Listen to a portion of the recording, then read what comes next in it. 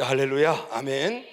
자, 오늘은 여러분과 함께 희망이신 예수 그리스도라는 제목으로 함께 말씀을 나누도록 하겠습니다. 자, 우리 제목을 다 같이 한번 선포하도록 하겠습니다. 자, 준비되셨습니까? 아멘. 자, 시작. 희망이신 예수 그리스도. 아멘, 아멘. 자, 예수 그리스도가 우리 모든 인생, 모든 우리 사람들의 희망이 되신다라는 아멘. 그런 내용입니다. 네. 사랑하는 가족 여러분, 12월은 오늘 우리가 예수님이 이 땅에 오신 성탄절, 그 예수님의 오심, 이 성탄절은 실제 예수님이 그날 탄생하신 날인지 아닌지는 몰라요. 그러나 기독교의 전통과 역사에서 그날을 성탄절로 지키는 거죠. 그러니까 예수님이 탄생하신 날이기보다는 예수님의 탄생하신 날을 기념하는 절기다, 이렇게 기념하는 날이다, 이렇게 인식하면 좋을 것 같아요. 그래서 12월 달은 12월 25일 성탄절을 향하여 달려가면서, 그래서 그 전 4주 동안을 우리가 대림절 절기로 지킵니다. 이 대림절은 강림절, 대강절이라도 말하는데, 예수님의 오심을 기다리는 성탄절 전 4주간을 우리가 대림절이라고 말합니다. 그래서 이 대림절 기간은 성탄절 예수님을 깊이 오신 묵상을 하면서 그 예수님과 우리의 관계를 다시 한번 생각을 하고, 그리고 또 그분이 주신 은혜들을 다시 한번 더 상기시키고, 또 그걸 다시 결단하면서 그렇게 예수님을 향하여 달려가는 그런 절기죠. 원래 대림절은 12월 1일 오늘 주일부터 시작을 해서 12월 24일까지 24일 동안 대림절 절기를 지게 됩니다.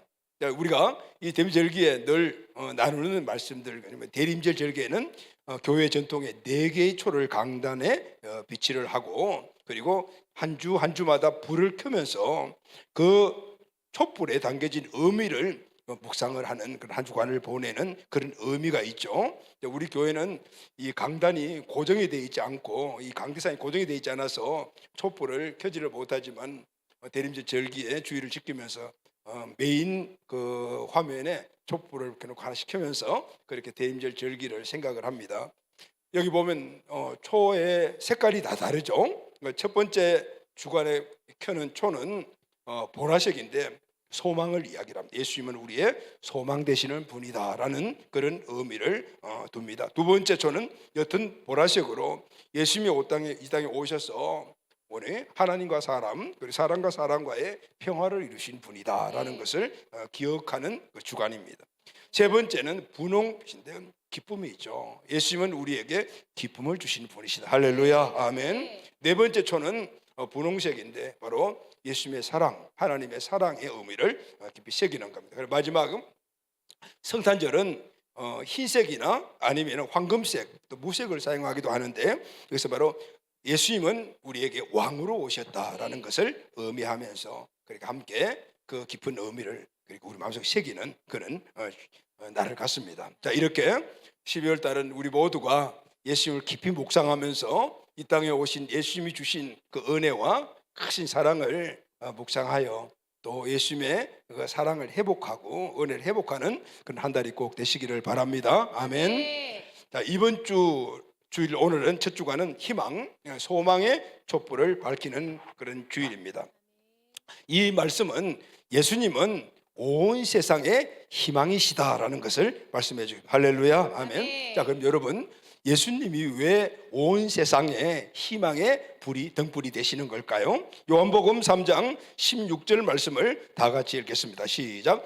하나님이 세상을 이처럼 사랑하사 독생자를 주셨으니 이는 그를 믿는 자마다 멸망하지 멸망하지 않고 않고 영생을 얻게 하려 하심이라. 하심이라. 자, 이 말씀 너무 잘 알고 있는 말씀이죠. 하나님이 독생자를 주셨다. 누구에게? 세상에게. 왜 주셨죠? 사랑하기 때문에 주셨다라는 거죠. 하나님이 세상을 이처럼 사랑하사 독생자를 주셨다라는 건, 이 세상은 우리가 생각하는 이 온 세상, 여기에는 가장 중요한 우리 사람들이 다 포함이 되어 있어요. 그러니까 하나님이 오늘 이 세상에 사는 우리들에게 독생자를 주셨다라는 거. 왜 주셨죠? 사랑하기 때문에 주셨다라는 건, 그러니까 하나님이 독생자를 주신 것은 바로 그 다음에 나오는 이런 문제 때문에 오늘 우리가 소망 없이 살아가는 존재이기 때문에 소망으로, 희망으로 주셨다라는 거. 할렐루야, 아멘. 그래서 예수 그리스도는 하나님이 저와 여러분 이 세상에 보내주신 희망입니다. 아멘. 그래서 우리의 소망이 되는 거죠. 희망으로 보내주니까 우리가 그것을 소망으로 붙잡고 살아가거라라는 거죠. 그러면은 왜 예수님이 우리에게 소망이 되어야 할까요? 그것은 바로 요한복음 3장 10절 후반절에 보면은 이는 그를 믿는 자마다 멸망하지 않고 영생을 얻게 하려 하심이니라. 아멘. 그러면은 멸망하지 않고 영생을 얻는 것이 바로 우리에게 희망이 되어야 된다는 건데, 그럼 이전에는 우리는 어떤 존재죠? 멸망받은 존재, 그리고 영생이 없는 존재라는 거죠. 그래서 영생을 얻게 하고 그리고 또 멸망에서 구원해 주시기 위해서 이 땅에 예수님을 보내주셨다라는 거예요. 할렐루야. 아멘. 그런데 여러분, 중요한 사실은 이 두 가지, 멸망받고 그리고 영생을 누리지 못한 이것은 우리 인간의 힘으로는 절대 해결할 수 없는 겁니다. 우리는 이미 죄 때문에 멸망받은 존재입니다. 이 죄의 문제는 내가 죄인이기 때문에 죄인이 죄의 문제를 해결할 수가 없습니다. 그러니까 우리가 죄인된 우리가 이 문제를 절대 해결할 수 없는 거예요. 그리고 영생도 마찬가지입니다. 죽지 않고 영원히 사는 것은 우리가 갖고 있는 인간의 힘으로는 도저히 불가능한 일입니다. 그래서 이 멸망과 영생의 이 문제 앞에서 인간은 항상 절망적인 존재일 수밖에 없어요. 왜 그렇죠, 여러분? 내 힘으로 할 수 없으니까. 우리가 어떤 큰 문제를 만났는데 내가 해결할 수 있으면 절망하지 않습니다. 그런데 내가 해결할 수 없는 큰 산과 같고 큰 절벽을 딱 만났다라면은 그때는 절망이죠. 왜냐하면 내가 할 수 있는 거라고는 아무도 없기 때문에. 그런데 이 모든 인생들이 절망을 안겨주는 이 문제를, 인생들이 해결할 수 없는 이 문제를 예수님이 이 땅에 오셔서 해결했어요. 할렐루야. 아멘. 우리가 당하고 있는 이 문제의 근원을 예수님이 해결해 주신 거예요. 그럼 이제는 우리에게는 희망이 생긴 거예요. 왜냐하면 그 문제를 해결해서 예수님을 콱 붙잡기만 하면, 할렐루야. 아멘. 이 멸망과 죽음의 문제를 해결받을 수가 있게 된 겁니다. 아멘. 그래서 예수님은 우리의 희망이 되시고, 그리고 예수님이 탄생하신 바로 탄생날 성탄절은 모든 인류에게 주신 인류의 소망의 시작이 되는 날인 겁니다. 할렐루야. 아멘. 자, 그럼 예수님은 우리의 희망이라는 이 사실이 너무 힘이 되지 않습니까? 그런데 이 예수 그리스도는 지금부터 약 2000 몇 년 전에 우연히 이 땅에 그냥 툭 오신 분이 아니에요. 이 예수님은 이미 하나님의 계획 속에 있었고, 지금부터 수천 년 전에 구약시대 때부터 이미 예수님이 오실 거라고 선자들을 통해서 계속해서 예언된 그분이 오신 거예요. 구약 선지서를 읽어보게 되면요, 수많은 선지자들이 항상 그들이 하는 모든 메시지에 패턴이 있어요. 그것은 선자들의 하나님의 말씀을 전파하는 거거든요. 그 하나님의 말씀은 어떤 말씀이냐면, 죄를 짓고 그리고 지금 멸망 직전에 있는 그들에게 회개해라. 그래야만이 우리가 그 죄에서 구원받을 수 있다. 회개하지 않으면 우리는 멸망받을 수밖에 없어. 이게 메시지였어요.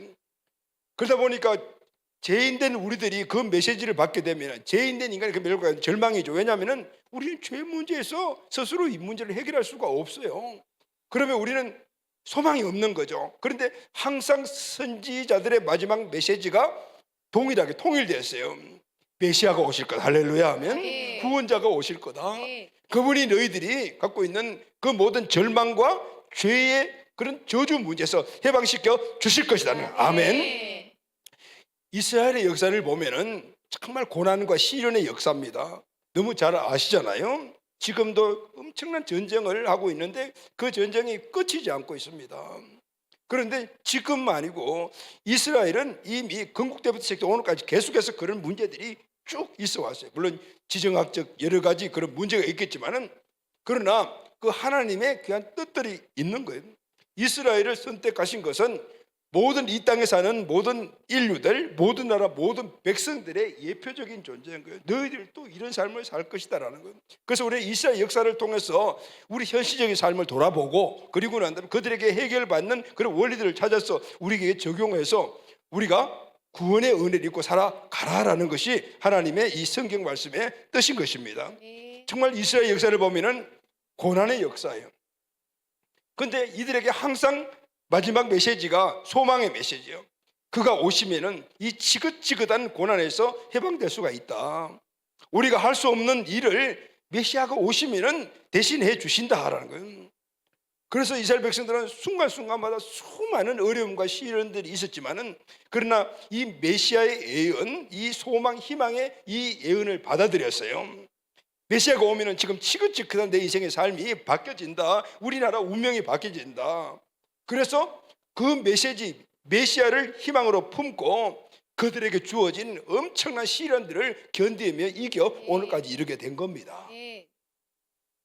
근데 여러분, 이런 사실은 일단 이스라엘뿐만 아닙니다. 2024년도 12월 오늘 현재를 살고 있는 우리에게도 이스라엘과 같이 소망이 필요합니다.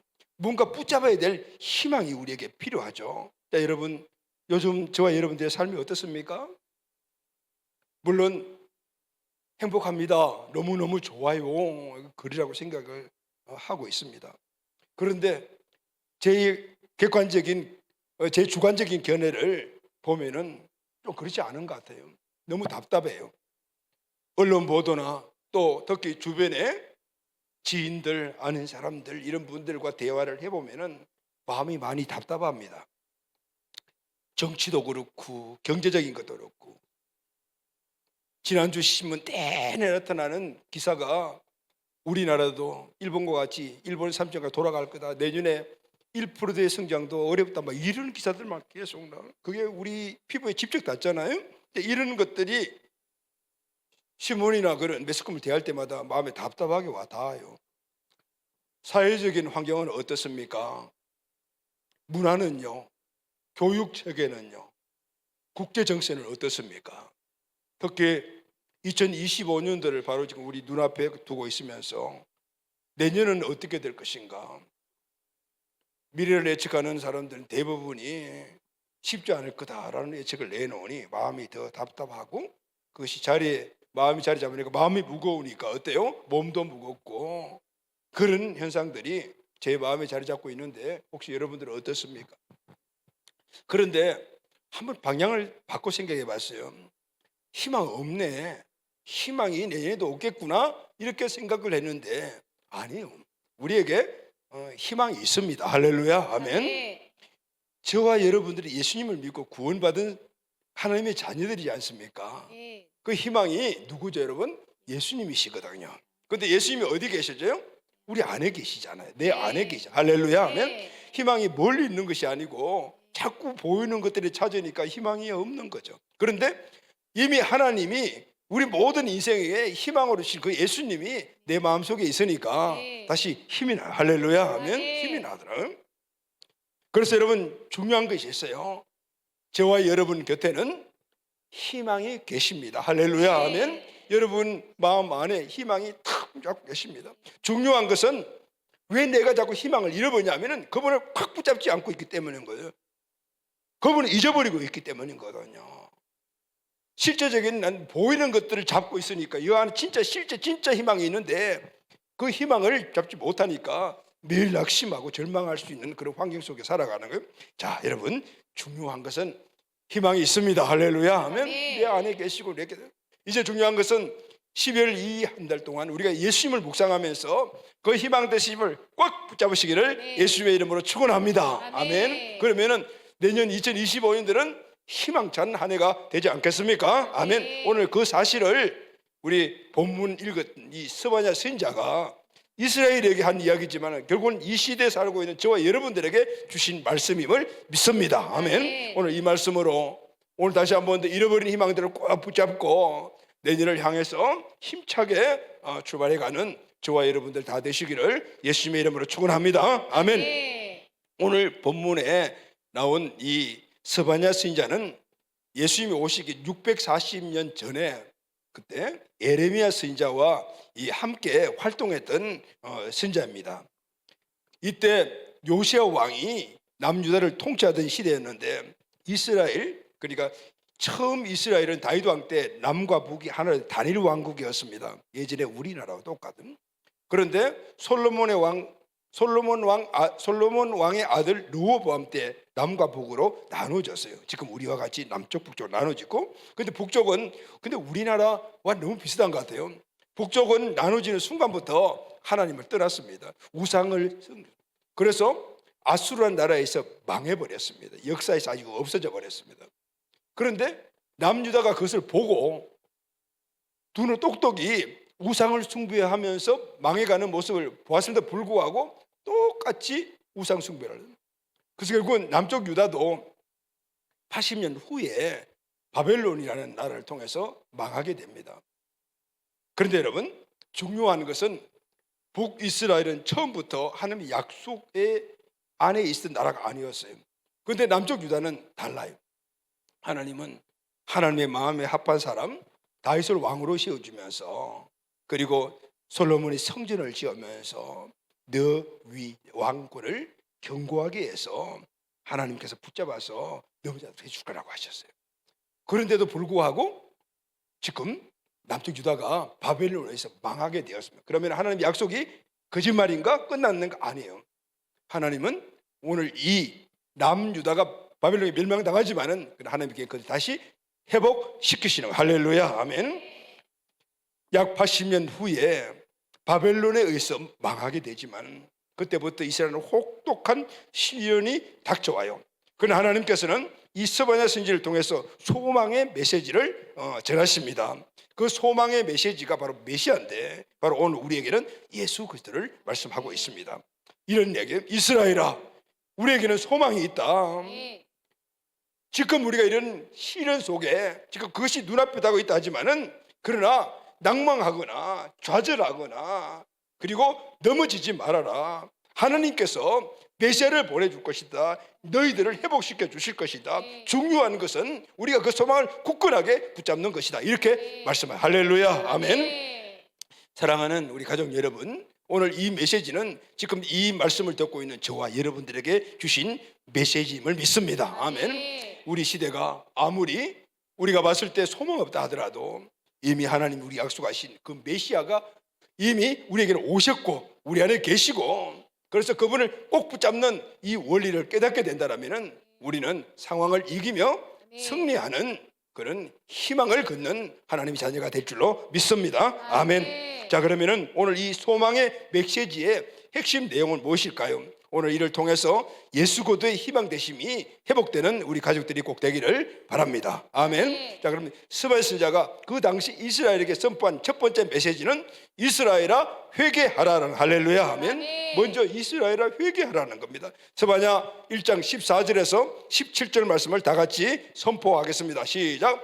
여호와의 큰 날이 가깝도다. 가깝고도 빠르도다. 여호와의 날의 소리로다. 용사가 거기서 심히 슬피 우는도다. 그날은 분노의 날이요 환난과 고통의 날이요 황폐와 패망의 날이요 캄캄하고 어두운 날이요 구름과 흑암의 날이요 나팔을 불어 경고하며 견고한 성읍들을 치며 높은 망대를 치는 날이로다.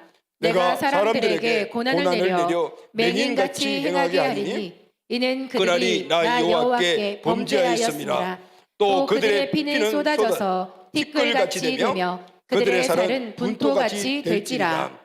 아멘. 아멘 하기가 좀 어려운 구절 같아요. 여러분 어떻게 했습니까? 이 구절 읽으니까 마음이 좀 무거운 느낌 들지 않습니까? 오늘 이 말씀은 하나님이 스바냐 선지자를 통해서 이스라엘에게 내가 너희를 심판하겠다라는 바로 심판의 메시지예요. 여호와의 큰 날이 가깝도다.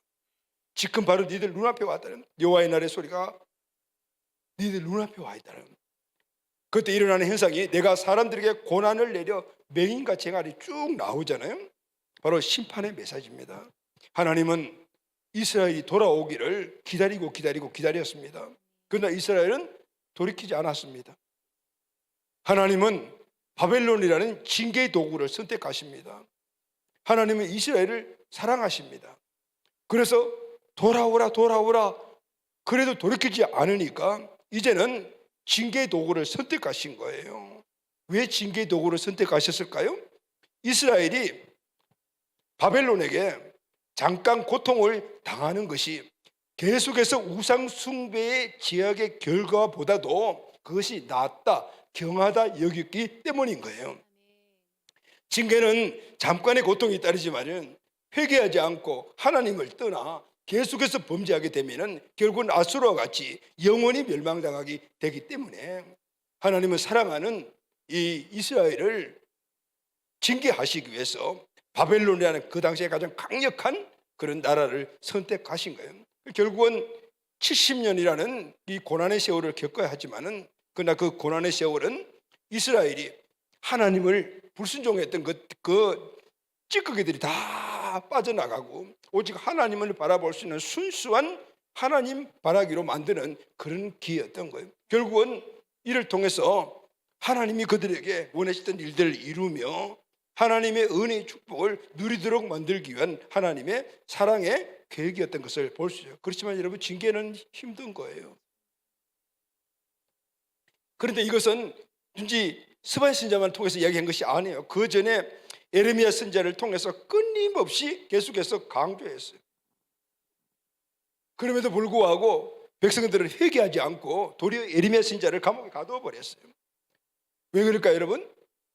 그들은 자신이 죄를 짓는 걸 알고 있었습니다. 그런데 모른 채 하고 있는 것이죠. 그런데 에레미야 선지자가 계속해서 그것을 지적을 하니까 듣기가 싫은 거예요. 그래서 그들 아예 잡아서 가둬가지고 말을 못하도록 만들어 버렸다고. 왜냐하면 자기 마음대로 살고 싶었기 때문에, 하나님 말씀대로 살기 싫어서 그랬던 거예요. 스바냐 1장 17절 중반절을 보면은 이렇게 말씀하셔요. 그들이 나 여호와께 범죄하였음이니라, 이렇게 말하고 있습니다. 이것은 에레미야 선지자를 통해서 하나님이 이스라엘 백성들에게, 이스라엘 백성들이 나 여호와께 범죄했다니, 근데 도대체 무슨 범죄를 했을까요? 그런데 오늘 이 범죄를 회개하라고 하지 않으니까 이번에 스바냐 선지자를 통해서 이제는 마지막 최후의 심판을 말씀하시는 거예요. 14절에서 10절 말씀 보면 여호와의 큰 날이라고 하는 이 여호와의 큰 날은 하나님의 심판의 날을 의미하는 겁니다. 심판의 날까지 선포하며 해결 중에 너희들 만약 돌이키지 않으면 내가 너희를 심판할 거다라고 하셨음에도 불구하고 그 돌이키지 않았어요. 그러면은 그들이 나 여호와께 범죄하였음이라. 이 이스라엘이 하나님께 지은 죄가 무슨 죄일까요? 그것은 이스라엘은 예초 당시 선택했을 때 너희들은 나 하나님만을 섬겨라, 우상을 섬기지 말라는 그 하나님의 말씀을 어긴 거예요. 이스라엘은 하나님만을 섬기며 하나님 뜻대로 살아가야 할 존재로 선택하신 거예요. 그런데 그들은 하나님을 떠나고 그리고 다른 우상을 섬겼다는 거예요. 그것이 바로 오늘 하나님께 범죄한 것이다 라고 말합니다. 그런데 누가 이 죄를 지었을까요? 이스라엘 백성이 지었겠죠. 스바냐 1장을 보게 되면 네 분류의 사람들이 나옵니다. 이 네 분류의 사람들은 그 당시 이스라엘 공동체를 이루고 있는 소속된 모든 사람들이었어요. 9절에 보면은 방백과 왕자들, 왕주, 귀족들, 그 귀족들이죠. 최고의 고위층 사람들. 그리고 9절에 보면은 권력자들에게 기생하는 그 사람들과 함께 같은 뜻을 가지고 똑같은 일을 하는 사람들. 11절에 보면은 막데스 거민과 가나안 백성들, 이 유대인들 가운데서도 이방인들이 섞여서 살았습니다. 그들도 똑같이. 그리고 12, 13절은 일반 백성들. 이 네 종류의 사람들이 똑같이 하나님께 범죄했다는 거예요. 그런데 여러분, 이 사람들은 그 당시 이스라엘 공동체 구성원이기도 했지만 이 사람들, 네 분류의 사람들은 오늘 이 시대에 살아가는 모든 인간들을 대표하고 외표하는 분류의 사람들이에요. 그런데 이들이 갖고 있는 공통점이 있어요. 그거는 죄를 지었다라는 거예요. 그들은 각각의 자기의 환경에 맞는 다양한 죄를 지었습니다. 그래서 모든 사람들이 성경은 죄인이다라고 이야기합니다. 로마서 3장 23절 보면은 모든 사람이 죄를 범하였음에 하나님의 영광에 이르지 못하였더니, 이 말은 모든 사람들이 하나님을 떠나 다른 것을 주인 삼아 살았기 때문에 하나님 주시는 축복을 누리지 못했다라는 걸 이야기를 해주는 거예요. 그래서 모든 사람들은 죄를 지었기 때문에 심판의 대상이 되는 것이다 라는 거예요. 죄 아래에 있는 인간에게 선포된 것이 무엇이죠? 로마서 6장 24절에 보면 죄의 싹은 사망이오고, 죄를 지으면은 결국은 싹을 받는 거예요. 결과를 책임져야 되는데 그것이 사망이다라는 거예요. 여러분, 사망이 무엇입니까? 우리의 사망은 우리 영혼이 분리되는 그 사망을, 죽음을 사망이라고 하는데, 물론 그것도 사망이지만은 이 사망은 이전에 하나님이 나에게 주셨던 가장 좋은 것들을 다 잃어버리는 거예요. 바로 그게 죽어버리는 거죠. 이전에는 하나님이 영생을 주셨어요. 영생을 잃어버렸어요. 이 땅에 행복한 삶을 주셨어요. 그걸 다 잃어버렸어요. 그리고 지옥 가게 되었고 천국을 다 잃어버린 거예요. 이것이 바로 우리 인생이 죄 때문에 일어난 사망에 처인 모습이라는 거예요. 그런데 여러분, 이것은 또한 우리에게 예수 그리스도를 대망해야 될 이유가 되기도 합니다. 할렐루야, 아멘. 네. 오늘 이 사망의 늪속에 빠져서 그냥 살아가면은 그냥 저주의 멸망입니다. 그런데 오늘 이곳에서 우리는 고개를 들고 이 땅에 오신 예수 그리스도를 대망하게 되면은요, 네. 예수 그리스도가 이 문제를 해결하기 위해서 이 땅에 오셨기 때문에 우리는 이 문제에서 해결받을 수가 있습니다. 네, 아멘. 아멘. 절망에서 구원받고 영생을 얻을 수가 있게 되는 것입니다. 아멘. 네. 그래서 우리는 예수 그리스도를 대망하고 예수 그리스도를 붙잡아야 하며 예수님이 이 땅에 오신 그날이 우리에게는 너무나 큰 축복의 날이 되는 것입니다. 아멘. 네. 그런데 여러분, 여전히 우리가 죄를 짓고 있습니다. 죄에서 구원받아 하나님 자녀가 되었음에도 불구하고 여전히 죄를 짓고 있어요. 지금도 죄를 짓고 있습니다. 그래서 여러분, 오늘 우리는 매년 성탄절기마다, 대림절마다 예수 그리스도를 묵상하는 것은 죄에서 구원받으면서 불구하고 또 죄를 짓고 있는, 그래서 하나님의 영광을 나타내지 못하는 우리들이 다시 죄 짓지 말고 이 땅의 죄 문제를 해결해 주시고 멸망과 모든 죄를 구원하신 예수님을 다시 꼭 붙잡아야 되겠다 결단하는 기간이 되는 겁니다. 할렐루야, 아멘. 네. 그렇다면은 성탄절을 지금 우리 눈앞에 두고 예수 믿고 구원받은 우리가 해야 될 일이 무엇이겠습니까? 하나님의 징계가 우리 앞에 저벅저벅 다가오고 있는 것이 있을 수도 있는데, 우리는 세상이 만들어 놓은 그 암흑 속에 갇혀 있어서 저벅저벅 다가오고 있는 바벨론의 이 군대의 이 발자국 소리를 듣지 못하고 보지 못해서 결국 이스라엘과 같은 이런 경우가 되게 된다는 거예요. 그래서 우리는 먼저 우리를 듣고 있는, 흑암이 듣고 있는 이 죄의 문제에서 해방돼야 돼요. 할렐루야 하면 자유를 입어야 합니다. 로마서 3장 1절 다시 한번 선포하겠습니다. 시작. 모든 사람이 죄를 범하였음에 하나님의 영광에 이르지 못하더니 하나님을 보지 못하니까. 그래서 우리는 다시 하나님을 보는 그 단계로 돌아가야 돼. 그걸 바로 회개하는 거예요. 우리는 살인하고 간음하고 도둑질하고 뭐 이런 게 우리가 죄라고 생각을 합니다. 그러나 여러분, 이것도 분명히 죄라서 우리가 회개해야 되지만 이거보다 더 무서운 죄가 있습니다. 그것은 바로 우상을 섬기는 죄입니다. 저는 절에 가지 않는데요, 이렇게 생각하시는 분들이 계시죠. 형상을 만들어 놓고 그것을 섬기는 것도 우상을 숭배하는 거지만, 그러나 그것은 보편적인 거예요. 진짜 우상 숭배는 하나님이 내 주인이 아닌 다른 것을 섬기는 것이 바로 우상을 섬기는 거예요. 자, 그럼 여러분, 오늘 저와 여러분 마음속에 무엇이 가득 차 있습니까? 우리 마음속에 가득 차 있는 그것이 내 인생을 끌어가고 구원받음에도 불구하고 하나님 없이 살아가는 사람들을 보면요, 마음속에 예수님이 계시지만 다른 것들이 꽉 차 있어요. 하나님 아닌 다른 것들. 다른 것들이 끌어간 대로 살아가는 거예요. 그러니 절대 희망 대신 예수님을 우리가 붙잡지 못하니까 그것이 우리 인생에 더 절망의 구렁텅이로 끌고 가는지 모르고 따라가는 겁니다. 그래서 여러분, 12월 대망의 우리 성탄절을 우리가 준비하고 다가가면서 지금 이 시간 저와 여러분들이 해야 될 일은 내 중심이 지금 무엇으로 가득 차 있냐는 거예요. 그래서 우리는 먼저 내 중심이 예수님 하나님 아닌다 이렇게 담겼다면 그것을 쏟아 부어버려요. 할렐루야 하면 그것을 바로 회개하는 겁니다. 여러분, 회개가 무엇입니까? 회개는 먼저 내가 죄인됨을 아는 것이고, 그리고 그 죄인 대한 내 가장 내가 동의하는 그런 감정적인 동의가 있어야 될 뿐만 아니라, 우리 대부분 이것까지 해결하고 싶어요. 그게 아니에요.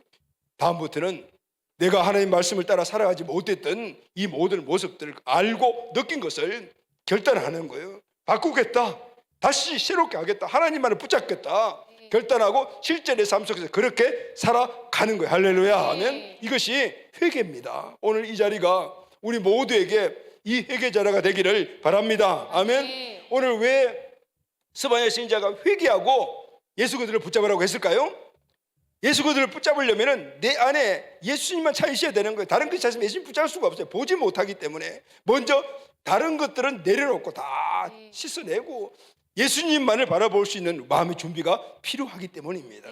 사랑하는 가족 여러분, 오늘 특별히 우리 대림절 절기 첫 주에 희망 대신 예수님을 꼭 붙잡기 위해서 내 마음속에 예수님 아닌 다른 것들이 차 있다라면 오늘 씻어내십시오. 할렐루야. 인정하고 그리고 그것을 갖다 강하게 결단해서 오늘 다시 깨끗이 해결하고 그리고 예수님이 내 중심이 되는 저와 여러분이 꼭 되기를 예수님의 이름으로 축원합니다. 아멘. 자, 두 번째 스바냐 선지자의 메시지는 이스라엘아 메시아가 오실 것이다 라는 건 메시아가 오셔도 다른 것들이 중심에 차 있으면 메시아를 잡을 수가 없어요. 그래 먼저 회개하고 예수님을 이제는 붙잡을 수 있으니까 예수님을 붙잡아라. 메시아를 붙잡아라. 예수님이 오신다. 메시아가 오신다라고 말씀하고 있습니다. 아멘. 스바냐는 이스라엘을 지적하고 멸망을 예언했습니다. 근데 놀랍게도 그 가운데서 희망을 선포합니다. 3절 말씀을 다 같이 선포하겠습니다. 시작. 여호와의 규례를 지키는 세상의 모든 겸손한 자들아 너희는 여호와를 찾으며 공의와 겸손을 구하라. 너희가 혹시 여호와의 분노의 날에 숨김을 얻으리라. 자, 이 말씀 보면 혹시라는 말이 나오죠. 2장에 두 번이 계속 더 나옵니다. 혹시라는 말의 의미가 뭘까요? 이스라엘 백성들이 범죄함에도 불구하고 그들이 여전히 회개하지 않고 있지만 그렇다 해도 혹시 누가 혹시가 스바냐 선지자는 거예요. 지금 이스라엘은 멸망받아야 마땅합니다. 하나님의 주신 멸망이 바벨론의 발작소리가 덤니 다가오지만은 우리는 마땅히 멸망받을 존재지만은 우리가 하나님께 뭘 변명을 하겠습니까? 그런 존재지만은 혹시 하나님의 심판을 면제받을 길이 없을까요? 지금 스바냐 선지자는 바랄 수 없는 가운데서도 희망을 바라고 있는 것을 볼 수가 있어요. 지금 스바냐 선지자가 혹시 하면서 기대하는 것이 뭘까요? 그것은 다른 것이 아니에요. 하나님의 긍휼하심이에요. 불쌍히 하나님, 우리가 마땅히 심판받아야 마땅하지만은 하나님 우리를 불쌍히 여겨줄 수가 없습니다. 우리는 연약해서 죄를 지을 수밖에 없으니까 우리를 긍휼히 여겨주실 수가 없습니까? 하나님은 무한하신 자비가 크신 분이 아닙니까? 그 사랑으로 우리에게 은혜를 베풀 수 없습니까? 지금 이스라엘이 멸망길에서 구원받을 수 있는 확률은 1도 없습니다. 이스라엘이 회개할 가능성도 표범 같은 바벨론이 이스라엘을 침공해 멈출 가능성도 없습니다. 기대할 수 있는 것은 아무것도 없어요. 혹시 하나 있다라면 하나님의 자비뿐이에요. 그래서 스바냐 선지자는 이 민족의 이 운명을 어깨에 메고 참담한 그 가슴을 끌어안고 지금 할 수 있는 길이라는 것은 딱 하나밖에 없기 때문에 바로 하나님께 기도했던 겁니다. 전심으로 기도하는 어느 날 하나님의 소망의 메시지가 스바냐 선지자에게 임합니다. 이미 이스라엘은 기울어질 대로 기울어져서 일어나게 다시 세워줄 수 있는 확률 1도 없습니다. 바벨론을 계속 침공해 있고 지도자들, 종교인들, 백성들 회개할 기미도 없이 다 제 갈 길을 가고 있었습니다. 그래도 기도하는 이 스바냐에게 하나님의 소망의 말씀이 임합니다. 할렐루야. 아멘. 자, 여러분, 여기서 우리가 하나 생각할 것이 있습니다. 우리는 너무나 큰 축복을 받은 존재구나라는 사실입니다. 왜냐하면 오늘 우리도 소망 없는 환경을 만날 수가 있어요. 세상의 사람들은, 하나님 없는 사람들은 소망 없는 환경을 만나면 바로 절망입니다. 그런데 우리에게는 소망 없는 환경을 만났다 하더라도 일어날 수 있는 도구 하나가 있습니다. 기도하는 거. 할렐루야. 아멘. 기도할 때 우리는 희망을 다시 붙잡을 수 있고 하나님의 소망의 메시지를 들을 수 있기 때문이죠. 아멘. 소망의 메시지, 하나님이 스바냐에게 주신 이 소망의 소식은 무엇일까요? 오늘 우리가 읽은 본문 말씀의 핵심입니다. 14절 15절 다 같이 읽겠습니다. 시작. 시온에 따라 노래할지어다. 이스라엘아 기쁘게 부를지어다. 예루살렘 따라 전심으로 기뻐하며 즐거워할지어다. 여호와가 내 형벌을 제거하였고 내 원수를 쫓아냈으며 이스라엘 왕 여호와가 내 가운데 계시니 내가 다시는 화를 당할까 두려워하지 아니할 것이라. 할렐루야. 아멘. 이 말씀은 내가 이스라엘을 반드시 구원할 것이다. 아멘. 너희들이 70년이라는 그 징계의 세월을 겪어야 하겠지만은 그러나 내가 반드시 너희들을 그 가운데 그냥 버려두지 않고 구할 거다. 너희들을 회복시킬 것이다. 하나님은 약속대로 바벨론에게 멸망당한 이스라엘 70년 후에 다시 귀환시켜 주셔서 할렐루야. 아멘. 아멘. 근데 여러분 여기서 우리가 하나 생각할 것이 있죠. 하나님은 이미 이것을 계획하셨어요. 70년 후에 이스라엘 회복시킬 계획을 하셨어요. 그런데 이 사실을 스바냐 신자가 기도할 때 알려 주셨어요. 무슨 의미일까요? 여러분 극심한 환난과 어려움 가운데 있다 우리 가정을 해봅시다. 그래 그 환난 가운데 있지만 이 환난이 나에게 10년이면 끝난다. 이것을 알고 그 환난 속에 있는 사람과 이 환난이 언제 끝날지 모르고 그냥 환난 속에 살아가는 사람들과의 그 환난 속의 삶의 태도는 어떨까요? 다르겠죠. 어려움과 시련이 분명히 있다 하더라도 하나님이 70년 회복을 시켜준다라는 이 메시지를 듣고 소망을 붙잡은 사람들은 그 어려움을 이겨나갈 수가 있어요. 그런데 이 사실을 모르면은 그 70년 그냥 지옥이죠.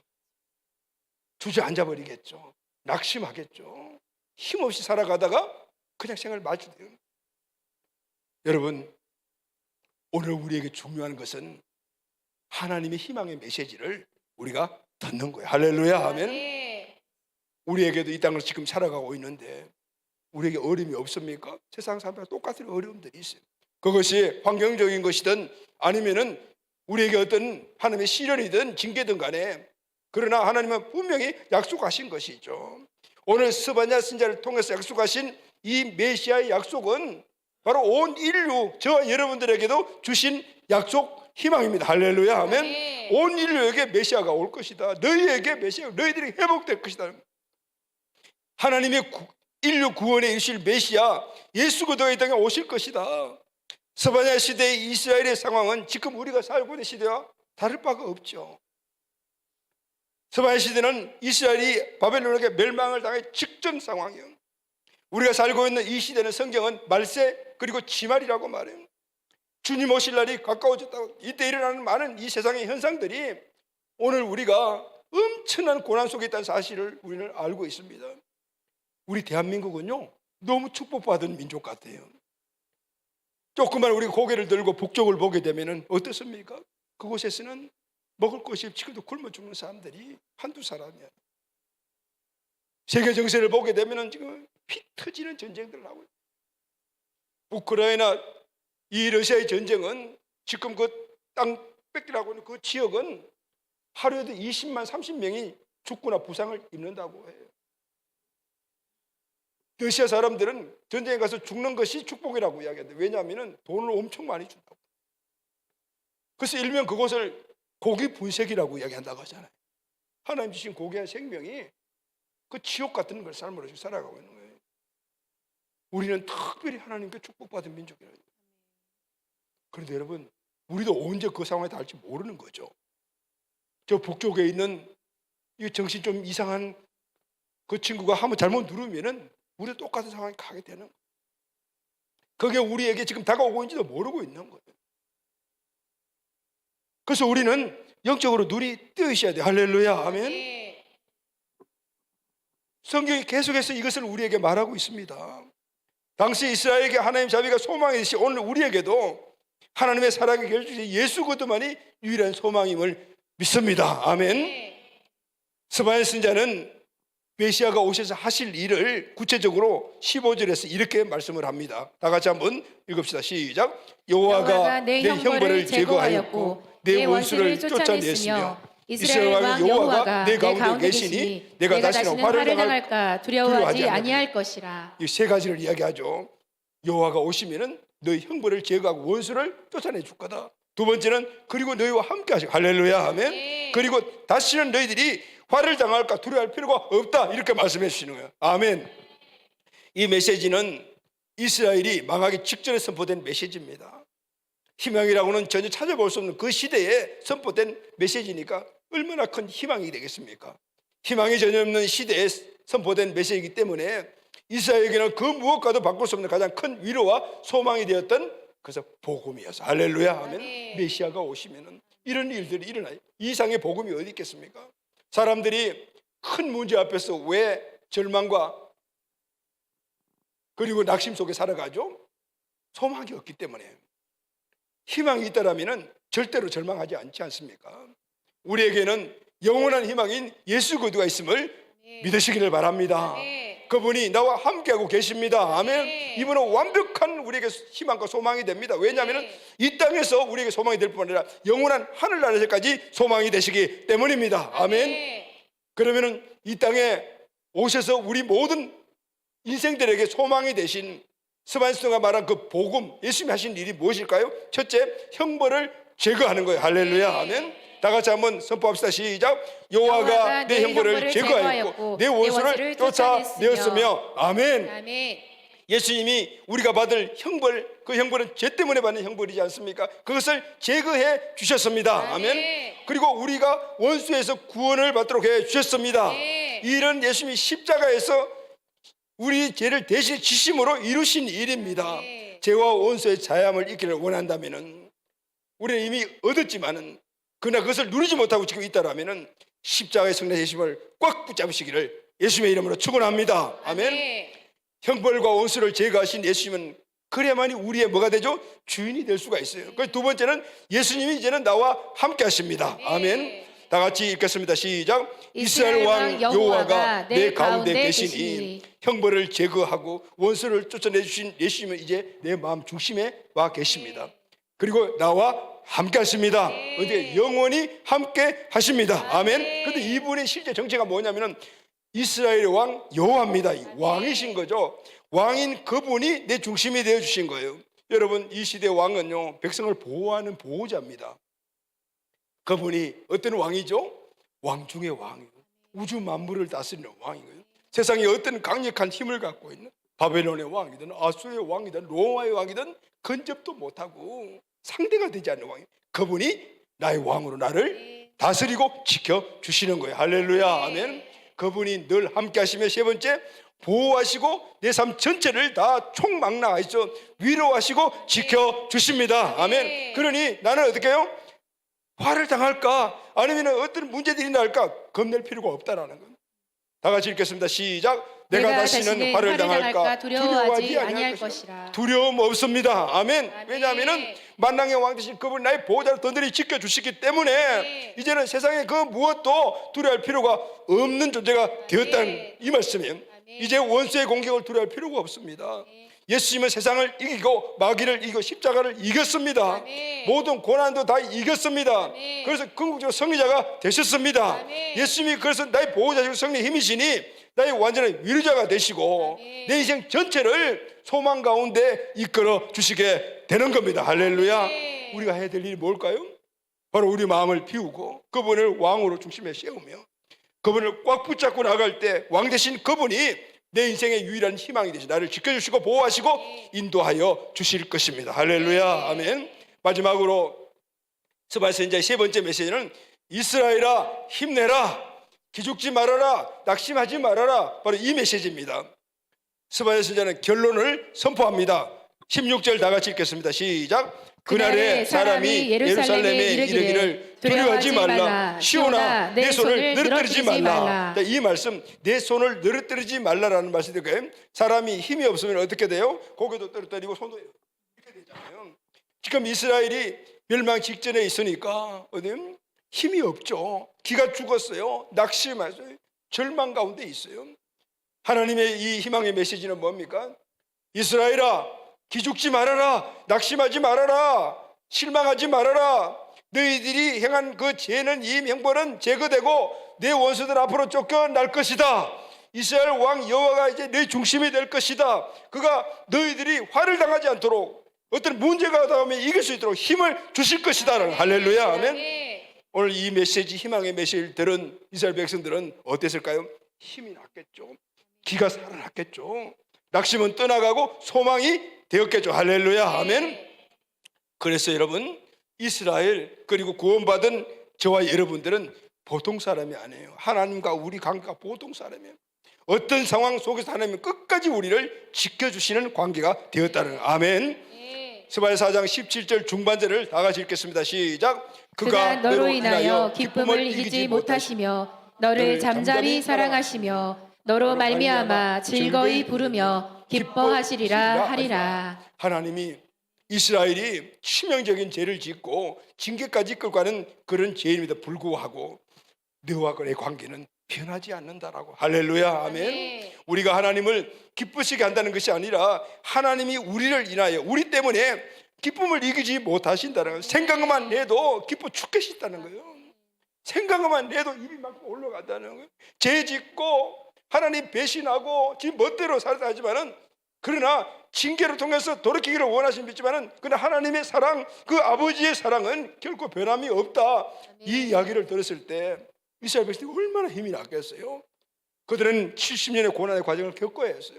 그 고난의 과정 속에 계속해서 시련과 어려움이 왔겠지만은 그때 그들이 처음 겪는 믿음이 없는 사람들은 하나님이 우리를 버리셨구나라는 그 좌절감 때문에 사람들이 너무너무 힘들었지만은 그러나 이 메시지를 받고 믿은 사람들은 힘이 났겠죠. 할렐루야. 아멘. 하나님은 내가 어떤 행동을 해도 절대 버리시지 않으신다. 부모는 자식이 어떤 일을 해도 절대 버리지 않습니다. 하나님 아버지도 절대 저를 여러분들을 버리지 않습니다. 아멘. 나의 행동과 상관없이 나를 사랑하시며 기뻐하십니다. 아멘. 그래서 하나님의 그 사랑을 오늘 이 본문에 보면은 잠잠히 사랑한다라고 표현하고 있죠. 잠잠히 사랑한다는 조용하게 사랑한다는 말이 아니고 변함없이 쉬지 않고 끝까지 사랑한다라는. 할렐루야. 아멘. 하나님은 변함없이 쉬지 않고 끝까지 나를 사랑하시는 분이십니다. 결국은 회복입니다. 그분을 붙잡고 나가게 되면은 낭망하지 않고 용기와 힘을 얻어서 하나님의 회복을 보게 될 것입니다. 할렐루야. 아멘. 사랑하는 우리 가족 여러분, 12월 성탄절이 우리 앞에 다가오고 있습니다. 예수님이 이 땅에 오신 의미를 깊이 마음에 새기는 그런 절기입니다. 원래는 우리 주변을 돌아보면은 그 어느 해보다도 정말 희망을 보기가 좀 어렵구나 이렇게 느끼는 그런 한 해였고 지금 그 마지막 한 달을 우리가 지나고 있습니다. 그런데 여러분 오늘 말씀대로 우리에게 희망이 있습니다. 할렐루야. 아멘. 그 희망은 멀리 있는 것도 아니고 하늘에 있는 것이 아니라 내 안에 계십니다. 중요한 것은 붙잡느냐 안 붙잡느냐. 오늘 말씀을 통해서 희망 되신 예수님을 붙잡으십시오. 할렐루야. 아멘.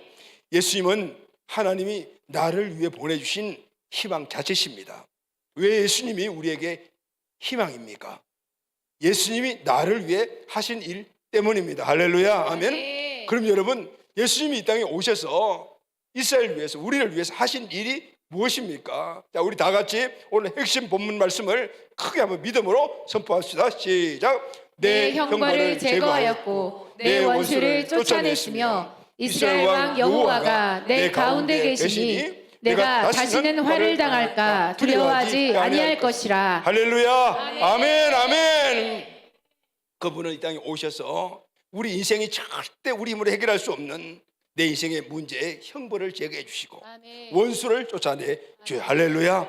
그래서 끝난 것이 아니고 이제는 나의 마음의 중심에 다시 왕이 되셔서 내 마음의 중심에서 나를 다스리고 나를 지켜주시고 보호하여 주십니다. 이 왕은 세상에 그 어떤 왕도 당할 수가 없는 절대 능력, 전지전능하신 왕이십니다. 할렐루야. 아멘. 그리고 이분은 단기간 보호하시는 것이 아니고 내 인생의 삶의 모든 여정 가운데 주님 만나는 그날까지 내 보호자가 되시고 위로자가 되어 주시는 겁니다. 아멘. 그래서 우리는 이 예수님 때문에 예수님이 나 안에 제 힘을 제거해 주시고 통치하시고 왕이 되시고 위로자 되시는 걸 알게 될 때 세상에서 낙심하지 않습니다. 어떤 상황 속에도 기죽지 않습니다. 힘내어 살아갈 수가 있습니다. 용기를 갖고 어떤 상황도 돌파해 나가게 되는 것입니다. 할렐루야. 아멘.